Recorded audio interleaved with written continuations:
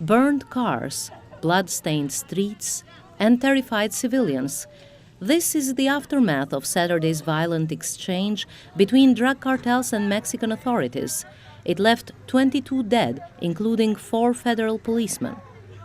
Cross-border organized crime remains a serious security challenge for both Mexico and the United States. A ruthless cartel attack left 9 U.S. citizens dead in early November in Mexico, prompting President Trump to declare his intention to designate drug cartels as foreign terrorist organizations.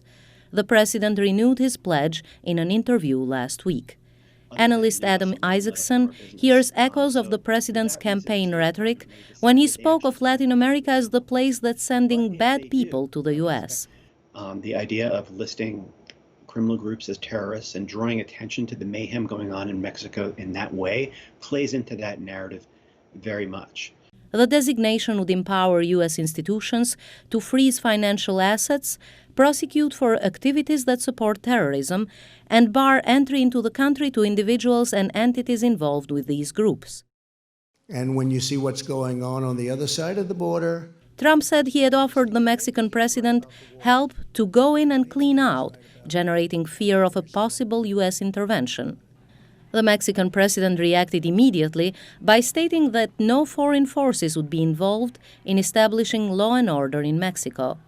No aceptamos. We do not accept any kind of intervention. We are a free, sovereign country. Libre y soberano. The Mexican government has little claim to sovereignty, considering how it buckled to pressure and released the son of infamous cartel leader El Chapo, says Dan Cadman with the Center for Immigration Studies. He blames the situation on what he sees as ineptitude by Mexican authorities to respond to the cartel problem. They are, in a very real sense, undermining the capacity of that government to control itself in the very same way that the Taliban has done in Afghanistan, where the Taliban controls the poppy fields.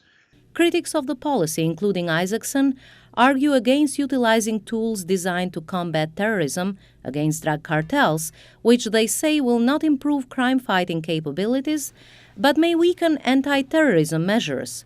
Isacson raises concerns about the negative effect that the terrorist designation would have on the relations between the United States and Mexico, two countries that share much more than a border and a common interest in fighting organized crime.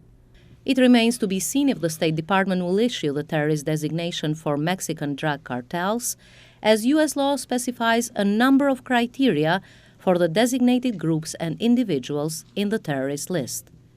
Ardita, Dunellari, VOA News, Washington.